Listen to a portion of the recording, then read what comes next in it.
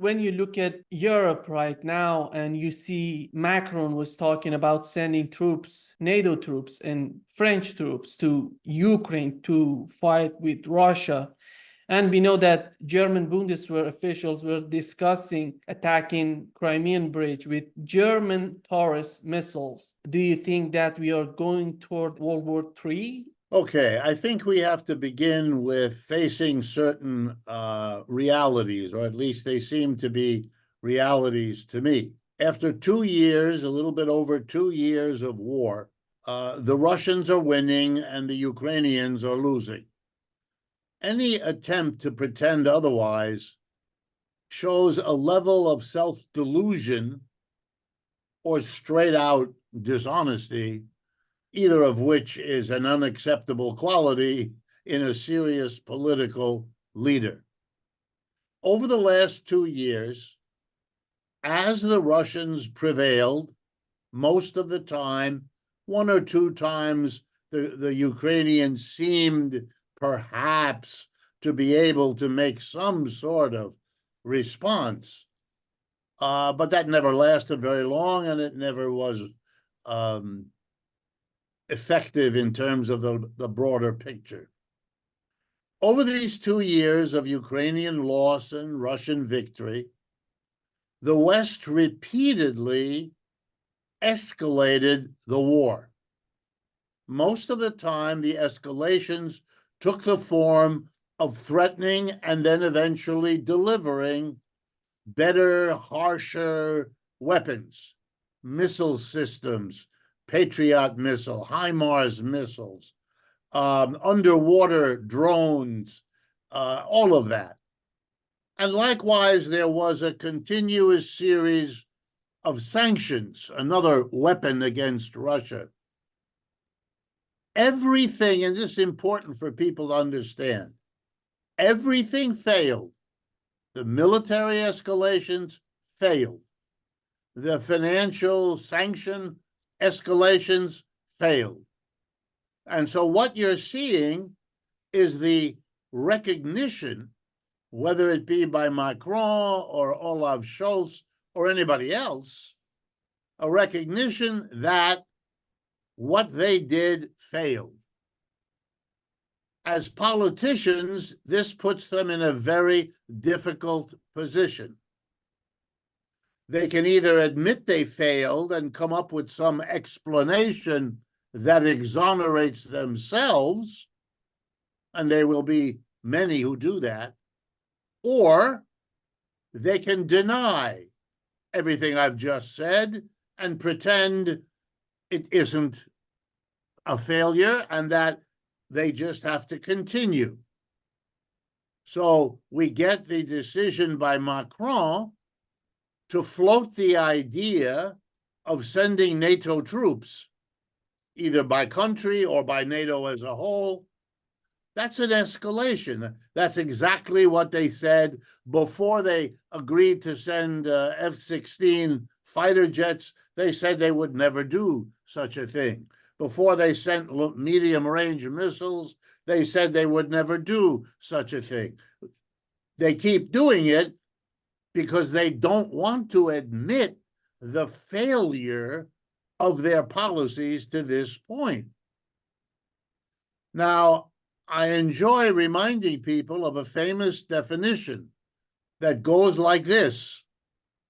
If you keep doing the same thing, even though the results are awful, it's a sign of insanity. It's a sign that you are unable to recognize what is happening to you. It's not a very positive definition, not a very positive sign, but I think it meets the criterion. The problem with all of these escalations is that each one becomes a bit more difficult. In other words, a bit larger portion of the population is beginning to be able to see what's going on, and therefore look at the government and realize that these are not national issues being resolved. These are politicians trying to save their own political situation. The European politicians at the top in countries like France, Germany, England, and to a lesser extent, Italy and Spain, the major countries, they were all right-wing supporters of fighting Russia in the Ukraine. So they are all in the same boat, some a bit more, some a bit less. But it's basically a group of conservative politicians that are now desperately trying to save a very dangerous situation. In that way, it bears a singular similarity to Mr. Netanyahu and his associates in Israel, who are in a very similar situation with their war over there. It's a different war, different issues, but the politicians that have worked themselves into a very bad corner and don't see how to get out, and therefore keep doing the same thing, hoping for a different result, that's this question of sanity in the realm of foreign policy. Israel's attack in Gaza has generated more and more opposition in more and more countries by more and more people, and yet they keep doing what is generating. That's a desperate hope that something magical will change all of this. And I'm sure they're planning unspeakable, horrible events to try to change this, but it hasn't worked. It just hasn't worked. And there ought to be, and there will eventually be, people who say so. In that regard, let me make sure that everyone is aware of a remarkable by-election in Britain. Last week, a critic of the war in Ukraine, a critic even more of the Israeli war in Palestine, George Galloway, ran in a by-election in Rochdale in England. And not only did he win on a program of stopping and reversing British policies in Ukraine and Israel, Gaza, but what's important is he ran on the Workers' Party, his own political party. He not only won, but he got more than twice the number of votes that the Conservative and Labor parties together got. I mean, this was way more than winning. This was a repudiation. Conservatives and Labor have exchanged parliamentary control for the last 3/4 of a century, if not longer, with no serious challenge. Here comes somebody, a socialist, well known as a socialist, but also a fierce critic, not quiet, loud, and strong. And even the person who came in second, and I believe there were 5 candidates, was neither Labor nor Conservative. So the number 1 and the number 2, more than half the voters rejected the Conservatives and the Labor Party. This is a level of public repudiation of government that, if it weren't for the desperate effort of the major media that are in bed with the leading right wing of the government, if it weren't for that, you would see the kind of amazement being honestly presented. What is going on? And the Prime Minister, Mr. Sunak, Rishi Sunak, speaking immediately after the vote, showing how badly his party had been defeated, attacks Galloway because we don't want extremism. A very bizarre thing to say when the majority of the people just voted for that, quote, extremism. What are you doing? Denouncing the mass of people? Exactly. That's what he's doing.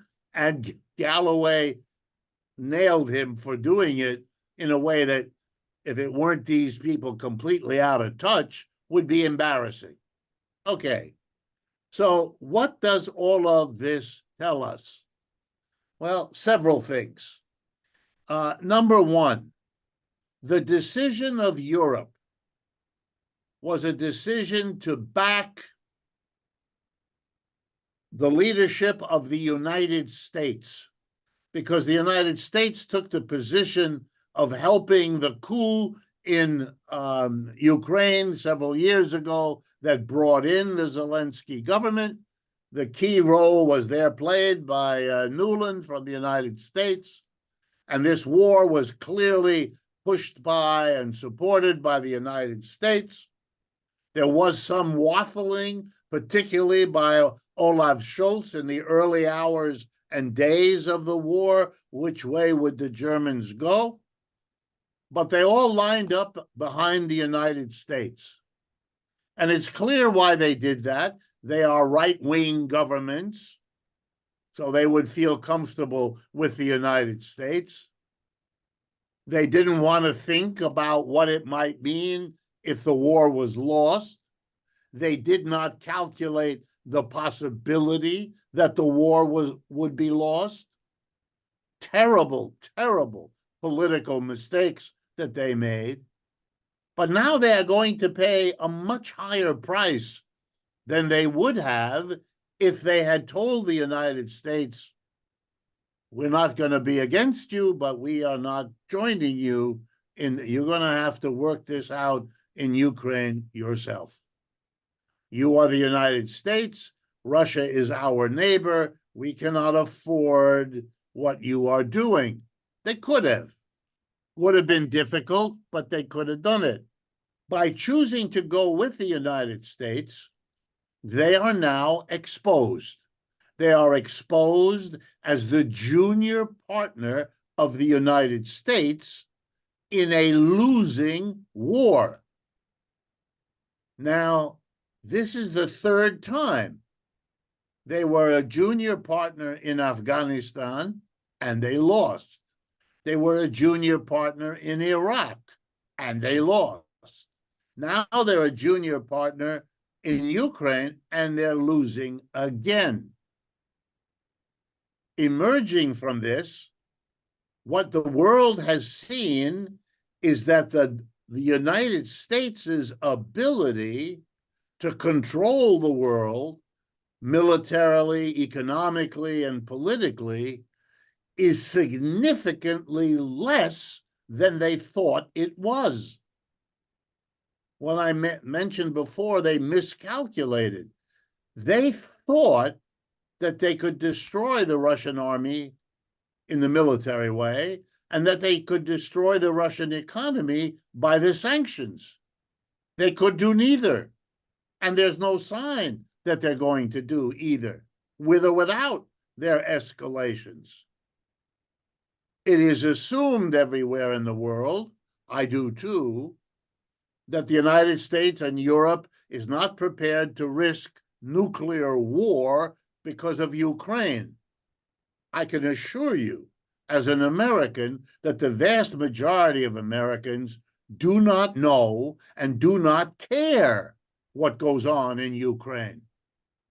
But the idea of risking a nuclear war, which destroys everything for Ukraine, is one step too many, even for the politicians we have now, I think, and I hope. But the effect on the United States here is clear. The miscalculations have to be explained. Why did you miscalculate Russia's vulnerability militarily? Because you thought that because you dominate in long-range missiles and nuclear, all the other kinds of warfare somehow either wouldn't happen or you couldn't manage them. Wrong. A non-nuclear war with Russia on Russia's border, you lose. You don't win, you lose. They have the missiles, they have the artillery, they have the manpower, you lose. Do you really want an exercise in such loss? Do you really want to risk that if you lose the conventional fighting, you might have to seriously think about nuclear for Ukraine? Stop. Makes no sense at all. And remember, the West gained all of the former communist countries from Poland in the north to Bulgaria in the south. The whole deal made between Roosevelt, Churchill, and Stalin at the end of World War II has been undone. NATO has moved in, may have promised not to. That's what the Russians say. Perfectly possible. We'll never know. But I mean, you've gained everything. You want to fight a nuclear war about the last piece, Ukraine? No, no. So you miscalculate. You didn't understand. But that's not the biggest delusion. The biggest and most important delusion was about the sanctions. You didn't understand that Russia is a country that has a system of alliances that means something. The alliance with China, first of all, the alliance with India, the alliance with the BRICS nations, now including important places like Egypt and Saudi Arabia and so on. Those countries are now prepared to oppose US policy and help Russia. Apparently, the United States and Western Europe hadn't known that, hadn't figured it out, hadn't understood it, hadn't understood that it might happen, let alone that it would happen. And there is no end of that cooperation in sight. And so Russia's economy is doing fine. The ruble is doing fine. Russia had a faster economic growth in the last 2 years than the United States did. Germany is in recession. The British economy is a disaster, and so on and so on. So you have misunderstood the economics of sanction war, and you've misunderstood the logistics of military war, and that's why you're losing. But for the whole world, this is a display that the world economy is no longer the plaything, the tool, the slave, if you like, of the United States, as it was. I understand it was that way, but it isn't anymore. Every dominant country in the history of the human race has lost its dominance sooner or later. And we're seeing it now in the world economy. I'm not surprised that Pakistan has applied for membership in the BRICS. My understanding is at least a dozen other countries have seriously begun to apply. There are new thoughts around the world about regional blocs that may emerge, Spain and Latin America, because of the history of their shared language and cultures, and so on and so. But there is a reorganization of the world economy. You and I have spoken about it. The decline of the dollar, the development of alternative payment system, other than the SWIFT system that the United States organized after World War II, and so on and so on. And I think Europe, to be blunt, Europe made a strategic error from which they may not recover. There was a time and there was a way that Europe could have become really the third bloc, if you like, the United States and its allies, China and its allies, Europe and its allies. It would have required unification, real unification in Europe, and it probably would have meant Europe welcoming Russia into that operation, making them that much stronger and the China-Russia alliance that much weaker. You know, Europe has a larger population, the EU has a larger population and a richer one than the United States. So they have resources, they have wealth. Yes, for 75 years, they've been the junior partner of the United States. But like everything else, that too can change. My guess, you're going to see growing political power in Europe turning against the policies that culminated in Ukraine, demanding what we all know because it exists inside Germany, inside France, inside England. There exist significant political voices already that don't want any of this, either from the left because they see the United States, or from the right with an anti-immigrant nationalist.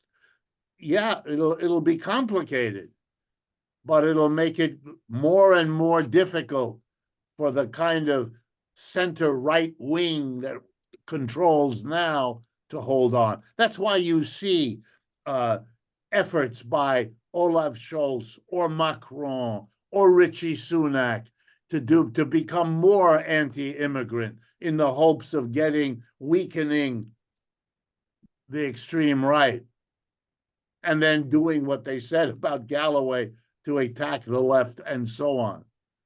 But my guess is their own failures, the failure in the Ukraine, and now the failure to stop the killing in Gaza, the failure to get a ceasefire in Gaza, these are signs of a weakening that is unmistakable. And let me be clear. It's not just, the G7 versus the BRICS. Every country, however small, however neutral, however a small part of one or the other empire, is asking itself the question now, which way is the wind blowing? These are not courageous people, most of them. And they want to be with whoever the winner is. And it's no longer clear. And in this case, it's clear that the United States cannot control Mr. Netanyahu, a country of, half a dozen million people. What? What? A country that depends on the United States militarily, economically, in every way. You can't control what these people do. And that's going to be a terrible problem going forward because these failures are so grievous. They've caused so much loss of life and of wealth that they're going to be talked about for years to come. The Israelis are going to face a world in which they just went from the victims of a terrible Holocaust to the perpetrators of another one. Not as big, not yet. But what? What's going on? And the United States is going to confront what? The entire Arab world, the entire Muslim world as the supporter of this? What? You really want to do this? This is what we call in the United States shooting yourself in the foot. This is not a smart way to move forward for people who call themselves realists or any other of these terms. This is a disaster. But for Europe, they have the risk that the politicians in power, have bet on the wrong horse. They have sided up with the United States at a time when that empire is going down. And let me give you a piece of futurism. Nobody in Europe is sorry about Brexit. The Europeans see Brexit as the desperate, self-deluded action of a conservative government trying to hold on to a declining British economy, an empire that's already long gone, by focusing people on Europe. And so they broke away from Europe and they expelled some Europeans. The very same thing that they are doing with immigrants from the Middle East and Africa. But we have an experiment. Britain did it. Britain broke away. And the reaction of most of the rest of Europe was, who cares? We will build an EU without Britain. Let Britain be with the United States. It'll make Britain that much weaker with the United States that it isn't part of Europe. They don't seem to care about that. Well, the same Europeans can do that to the United States. They can break away and build on themselves. The United States is a bigger player for them, but it's not at all clear what they will lose. Capitalists around the world, busily active in many countries, they're not sitting there quietly. They too are calculating where to put their next investment, where to locate their next factory, where to build their offices, what market to invest in. So by the decisions they make, they reinforce the shifting power. That's why American corporations are as enormously important in China as they are. The language that says China is doing this or that, I have to remind my audiences, at least until recently, roughly half of the goods coming into the United States from China were produced by subsidiaries of American corporations operating in China. These are capitalist decisions, and they don't want to be among the losing parts of the world either. And you're going to see arguments in Europe saying, we have to do something here to hold on. There's already a debate inside Germany and beyond Germany, I should say, but particularly in Germany, seriously debating whether Germany is now suffering, quote, deindustrialization, because the United States, becoming an economic nationalist society, because it can't work with Chinese competition, and that's basically what this is. The United States says America first. That's not just against China. They're giving subsidies to companies that are making the decision to leave Belgium and come to the United States because they want the subsidy. And they don't want to be stuck if tariffs get imposed.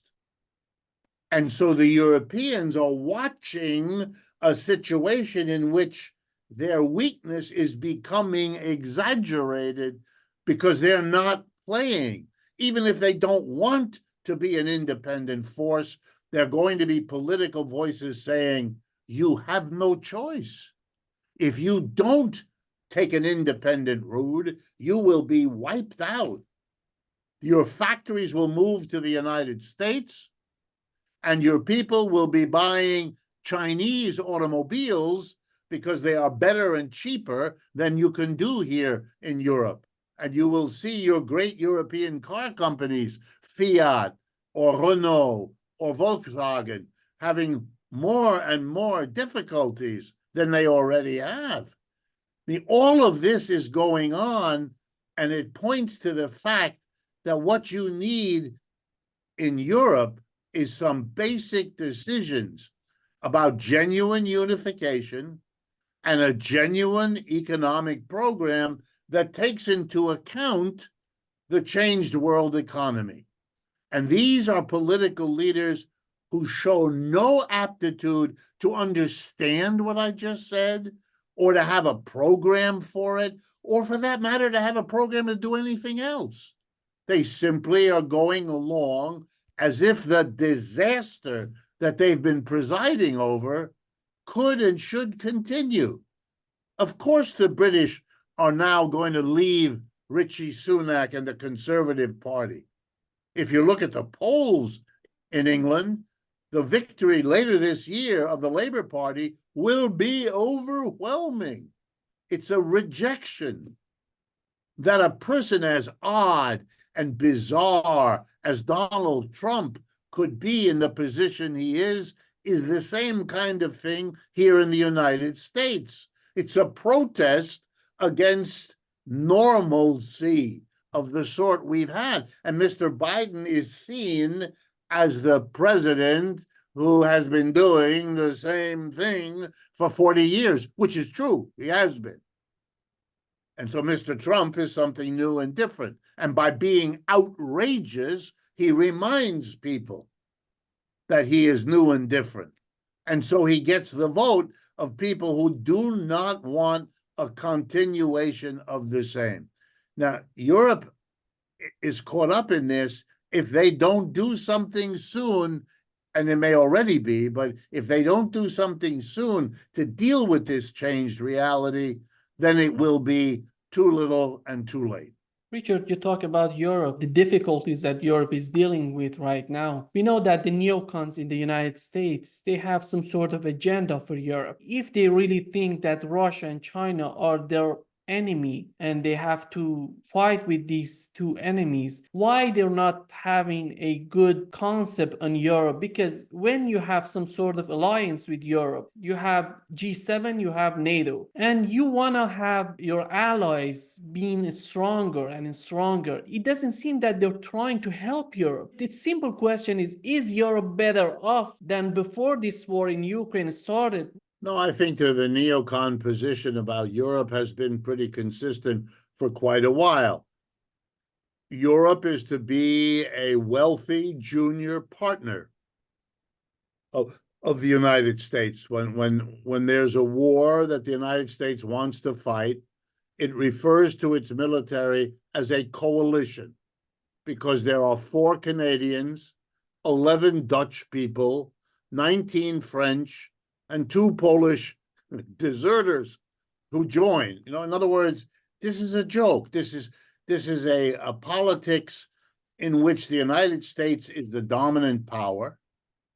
The great enemy is somewhere else, preferably not a white European country, because that creates all kinds of problems. Remember, the United States is a country of immigrants.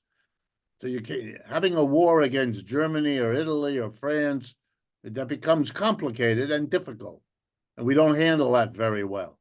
If you remember in World War II, even though the number of Japanese Americans was small, we put them in concentration camps for years in a program that was half racism and half a kind of nationalist paranoia. So my guess is that the neocons are happy that the Europeans are doing their job.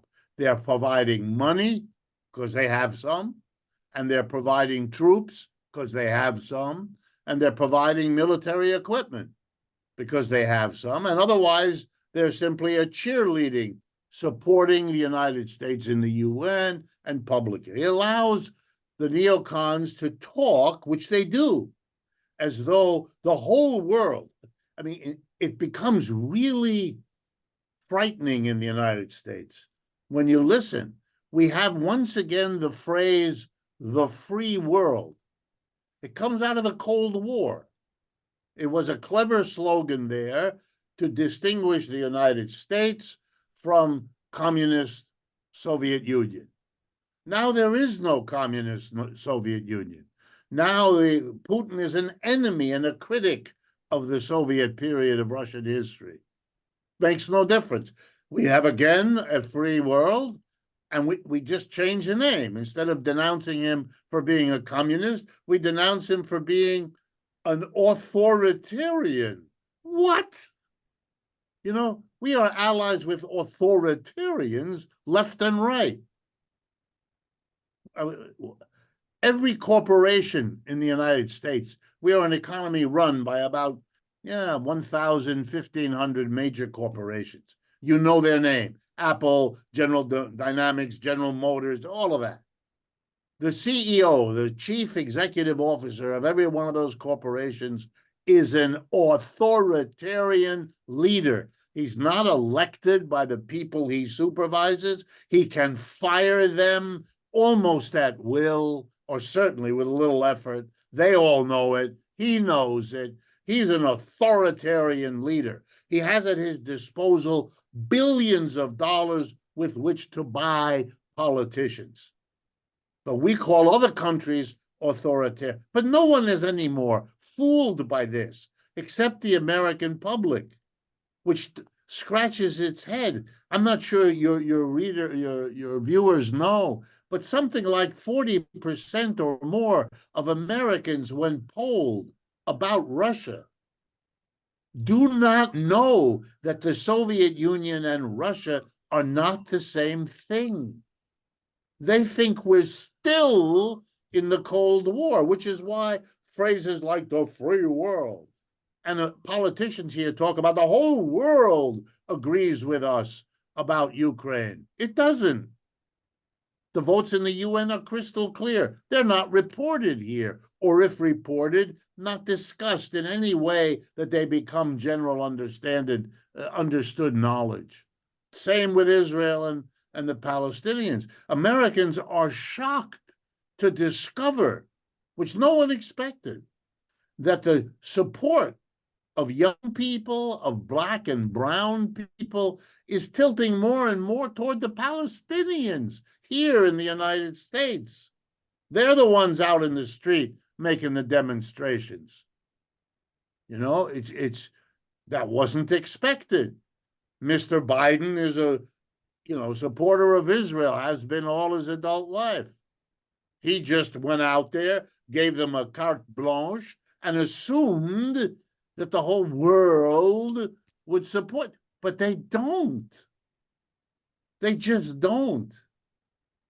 And I think what you have to begin to see is that these inabilities to understand, there is not only denial of what's going on in there and a determination to see the world the way it was for 50 years or 75 years, but there are delusions that flow from that kind of denial. That's why you miscalculated the military realities of Ukraine. That's why you miscalculated the economic realities of sanctions. And let me talk about another miscalculation. A group of sympathizers with Palestinian issues, the Houthis in Yemen, make a decision to do something to support. So they say, we will shoot missiles in the Red Sea at ships that have something to do with Israel, that are carrying goods to or from Israel, something like that. It's a small act. It's mostly symbolic. It has some consequences because insurers now charge much more to insure a ship going through there, and then they have to go around the Cape, Africa, and all that. But it's still relatively small. The United States Pentagon has flown over 250 bombing raids by American airplanes, joined by a handful of British airplanes, of course, bombing Yemen. It hasn't stopped what the Houthis are doing.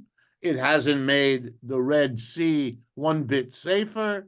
It's a failed policy, but they continue. The lesson is, to every other Arabic or Muslim country sympathetic with Palestine, which they all are, there are going to be people in those societies who see, let's see, is there something we can do in our country to be supportive, like the Houthis? Because they can't stop us. There are too many of us. And what they can do doesn't do much, and we don't care. You cannot mobilize people around the world like this and imagine that you can put out every fire. That has been the downfall of every empire that I know anything about.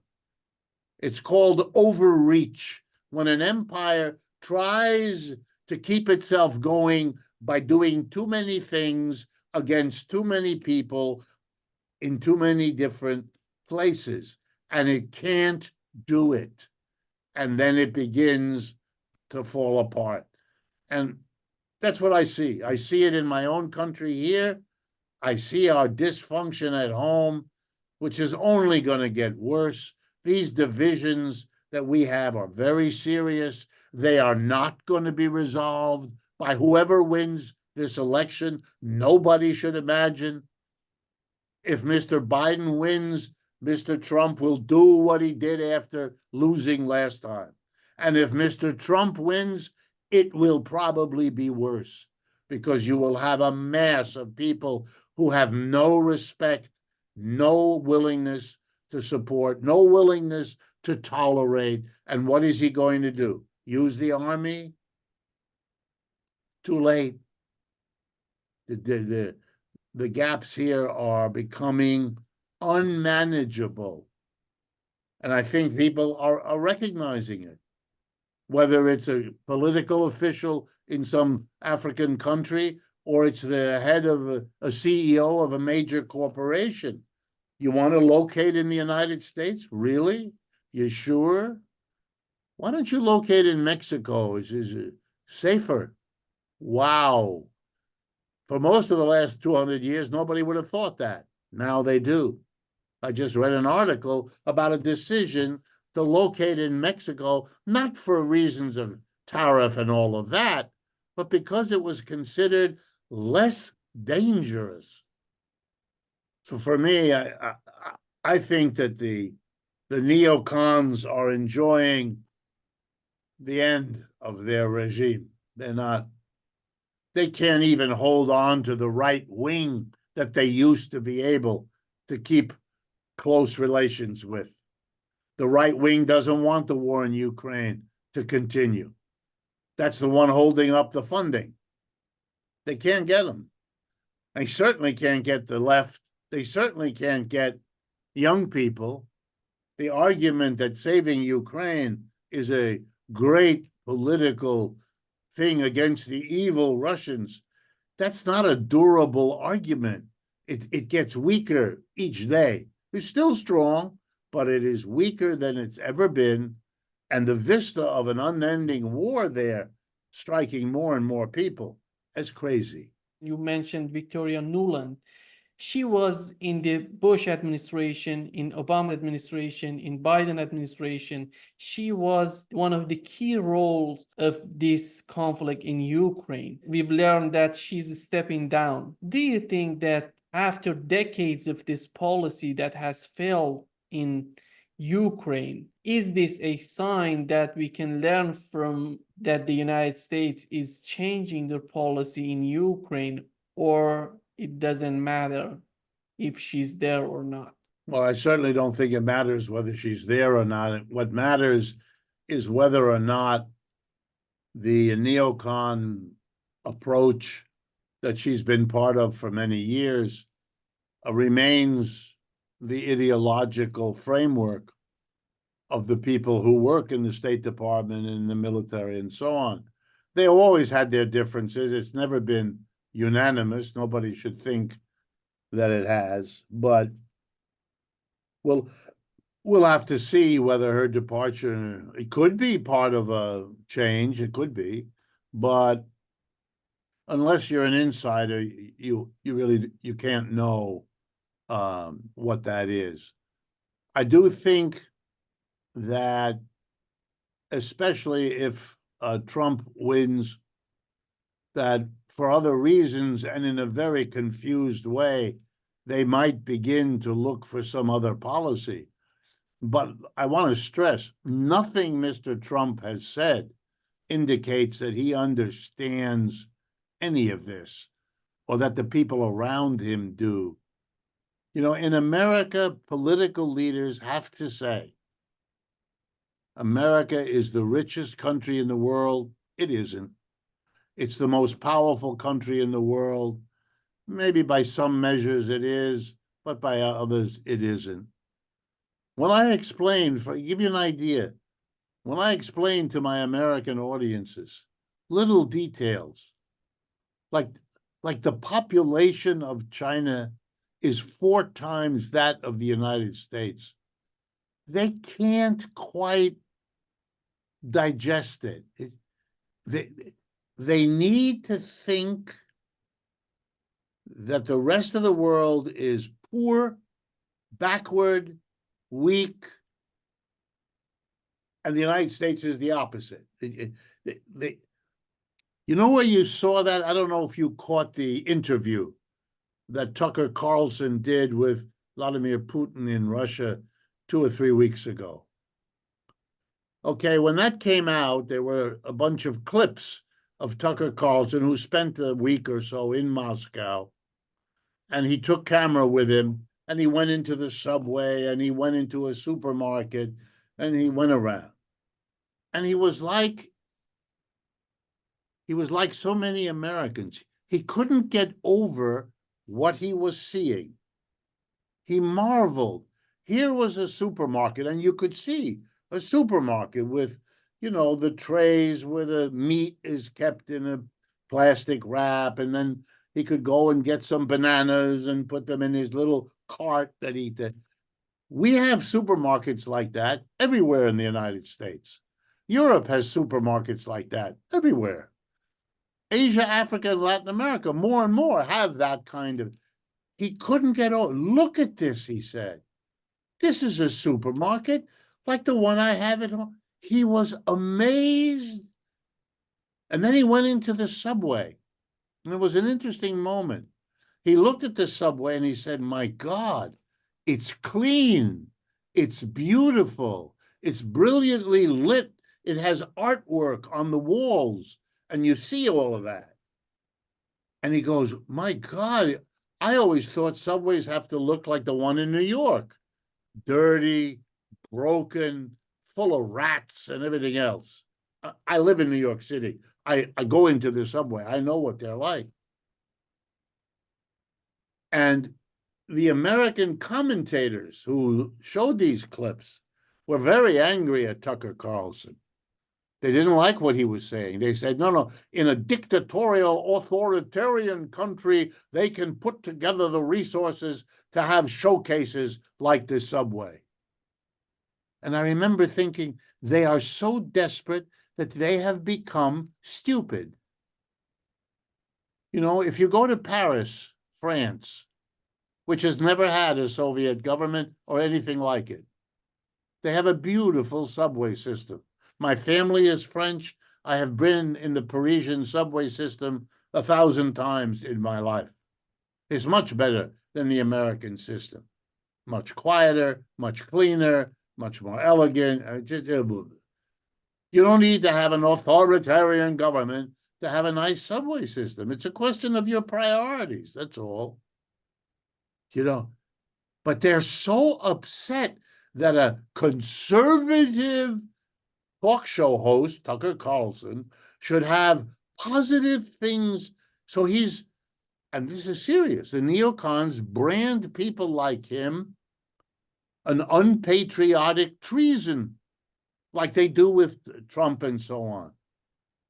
And not for reasons that might be interesting and worthwhile, but because he has positive things to say. This is childish. I'll give you a final example from my world. I'm a professor. I spent all my life teaching in American universities. And I early discovered, first as a student and then as a professor, that most of my colleagues in economics have studied conventional micro and macroeconomics, called neoclassical economics and Keynesian, like I have, and they've taught that like I have. But I also was interested in Marxian economics, a critical approach, so I learned that too. They didn't. So when they talk in their way, I understand because I've had to learn and teach. But when I talk using the Marxian apparatus, which I sometimes find useful, they have no idea what I'm talking about. And when I've asked them, gee, that's too bad, they say, no, We are very proud that we did, and I realize I'm talking to people who think of themselves as intellectuals, who think of themselves as scholars, and in their areas, they often are. But they took a pride in not reading one of the major thinkers of the last 300 years. That's a bizarre childishness. My teachers could often not answer my questions, not because they weren't teachers, good teachers, they were. Not because they didn't study the material well, they did. But when it came to questions that required some knowledge of Marxism, they couldn't answer my question because they were proudly avoided picking up the book to read it, to learn from it. And the fact that half the world took that stuff seriously still wasn't enough for them to learn it. So you're dealing with a country whose anxiety about being in control and dominant takes it, oh, we all have a little of that, but it went further in the United States. And you're now seeing the cost of it. Yeah, you have your disagreements with Russia, but you don't have to be at war with Russia. Russia wanted to join NATO not that many years ago. Stop. You could work out all kinds of arrangements. Here's an irony. We are now at war with Russia in Ukraine. We never were at war with Russia during the Soviet period. From 1917 to 1989, they were the great, evil communism, but we didn't go to war. Now the evil communists have been thrown out by people who are proudly anti-communist, like Putin, and we're at war. It suggests that the whole story of the Cold War was just a story. This is a country that needs to have a dangerous external enemy. And if it isn't communism, it'll be global terrorism. And if it isn't global terrorism, it's Russia. And if it isn't Russia, it'll be China. And if it fill in the blank. This is a habit of the political mentality. And it's only a question now of whether that can survive or whether the dead end it has worked itself into is now too much and it can't solve the problem. It could not imagine leaving Afghanistan and turning it over to the Taliban, but that's what they had to do. They cannot face the fact that the American intervention in Iraq has mostly benefited the neighboring country of Iran in terms of its power and its prestige. They can't, but they do somewhere they know. And among them, there are enough people who aren't crazy to let them understand you're not winning in Ukraine either. Yeah, they may make terrible mistakes, but there is a core of brain, of rationality that I think is going to show itself in the weeks and months ahead. Richard, just to wrap up this session, I want to talk about the Putin's address to nation, in which he said BRICS' share of world economy in purchasing power parity terms will rise to 36.6% by 2028, while G7's share will fall to 27.8%. When it comes to this type of comparison, do you think at the end of the day that would change the behavior of the United States to have some sort of compromise with China or Russia, some sort of cooperation? Not directly, no. I mean, because it's already been true. Yes, you can have debates about purchasing power parity and otherwise using exchange rates and so on. There are arguments either way. The bottom line basically is that around the year 2020, which is now 4 years old, the two lines crossed, that the declining relative position of the G7 became the same as the rising position of the BRICS. And that since then, the last 3+ years, that difference has gotten worse. In other words, the relative output, relative GDP of the G7 as a share of global output has been shrinking from around 30%. Then you can argue, some say 29, some 28, 27, while the BRICS has gone up from around 30 to 32, 34, maybe some will go even higher. The numbers there, no, they don't matter all that much. They are disputable in details. That doesn't matter either. Nor do I think the numbers per se will persuade anyone. Maybe a few economists who study them. No, here's how it's going to work. The growing wealth of the BRICS nations is going to enable them to do things they couldn't do before. And the shrinking relative wealth of the G7 is going to prevent them from doing things they used to be able to do. That will agitate these two societies. I'll give you quickly examples. A small country in Asia or Africa or Latin America decides it desperately needs a quality educational system or a quality public health system. And it's going to cost, I don't know, $16 billion. And they would like not to have to pay too much for it. Can they get investments? Can they get loans, a package? They used to have to go to London, Paris, Berlin, Rome, or New York. They can still go there, and they can still try to get it, and they may get it. But they will likely also now send a delegation to Beijing and to say to the Chinese, this is, what will you give us? And the Chinese will give them a deal. I know that because they've been doing it now for years in all those places, very successfully. And they're going to offer better terms than the West.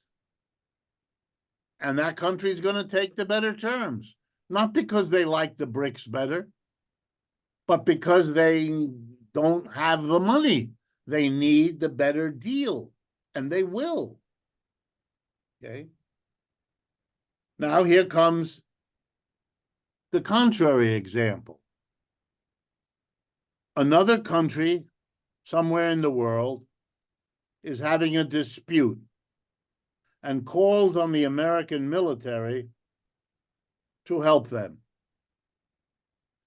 And the American military goes to the president, whoever he is, and says, we can do this, but it will cost an extra $30 billion because it's far away, it's very expensive. So you need to go to Congress to get another $30 billion.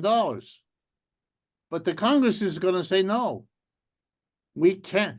We have too many problems at home that people are angry about. They want money for childcare. They want money for elderly people. They want money for our pension system. They want money for...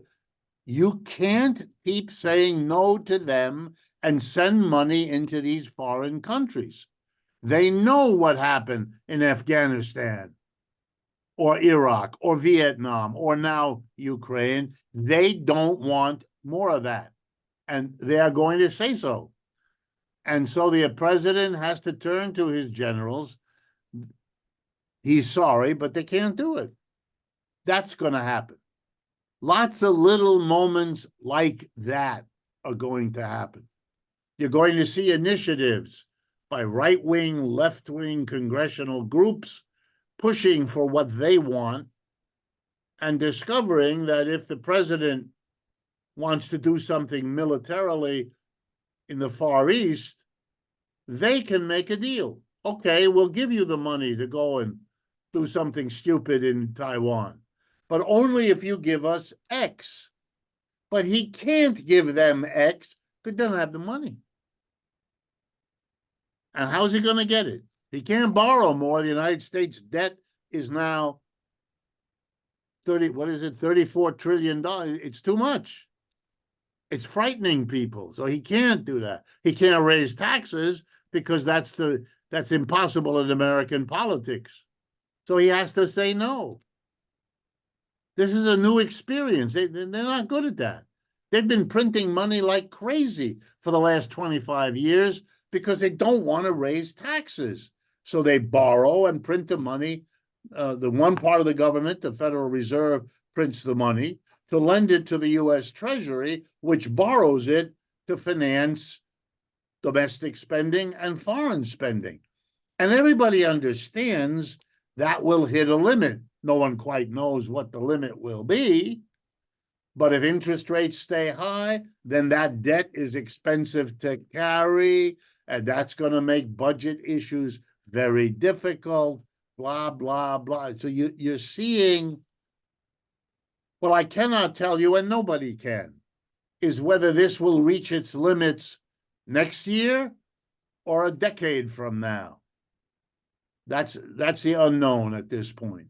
And that depends on many other variables. But I would assure you that the American economy is weaker today than it has been at any point in my lifetime. And most of my colleagues, left-wingers, right-wingers, and those in the middle, agree. We don't agree on why it's this way, and we don't agree on what to do about it. But the interesting thing is we do agree this is really bad. And so when Mr. Trump attacks it, and we don't like Mr. Trump, we're uncomfortable. When Mr. Biden defends it, we have a great economy, we're also uncomfortable. One doesn't know what he's talking about, and the other one is simply pretending so he doesn't have to see it. And this is not a good sign. Our problem is not that the two candidates for president are very, very old and have serious mental problems, which everybody sees. That's not our problem. Our problem is neither of them admits the changed position of the United States. Neither has a plan for what to do about it. And so we continue, like the war in Ukraine, doing the same thing we've been doing, expecting a different outcome. And that's insane. Thank you, Richard, for being with us today. Great pleasure, as always, to talk with you and learn from you. Well, I really appreciate your making these videos and sharing them. You know, it's an opportunity for me and people like me to make our case, to help people think about this in ways that the mainstream media do not allow. And so it's up to folks like you to fill in the missing area. Thank you. So I thank you every bit as much as you thank me. My pleasure, Richard.